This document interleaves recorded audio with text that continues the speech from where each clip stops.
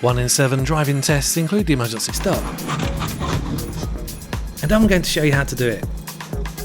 There's not too much to remember when carrying out an emergency stop, but some people do fail this part of the driving test.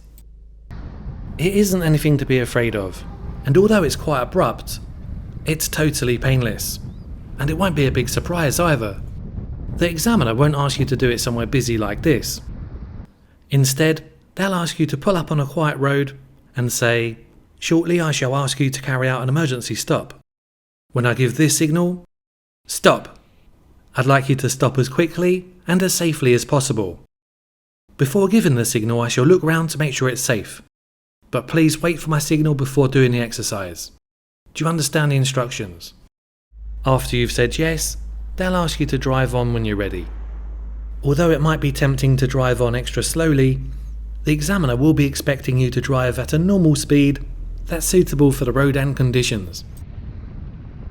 This car has ABS, which stands for anti-lock braking system. It makes the emergency stop quite straightforward. All modern cars have ABS. If your car has it, you'll see an ABS warning light come on briefly when you start the car. For more information on ABS, have a look at the link in the description below. You won't have time or be expected to check the mirrors before you do the emergency stop. When the examiner says stop, they'll be looking for a prompt reaction and making sure you're stopping quickly and in control.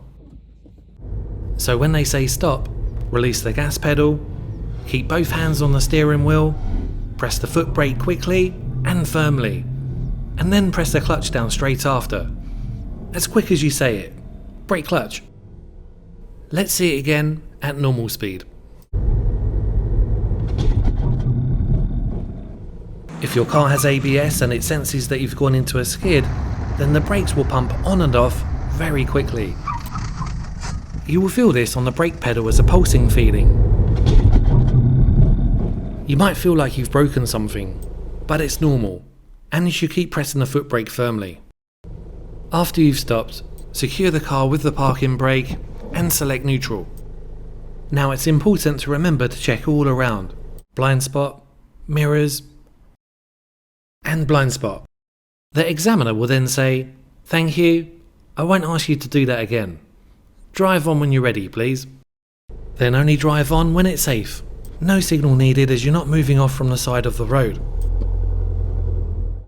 If you struggle with reverse bay parking and want a better method than lining this line up with this, then try the 45-degree method. You might prefer it, and a lot of experienced drivers use this method. Plus, you're allowed to use it on the driving test. Watch this video next to make reverse bay parking easier. Thanks a lot for watching, please like and subscribe, and bye for now.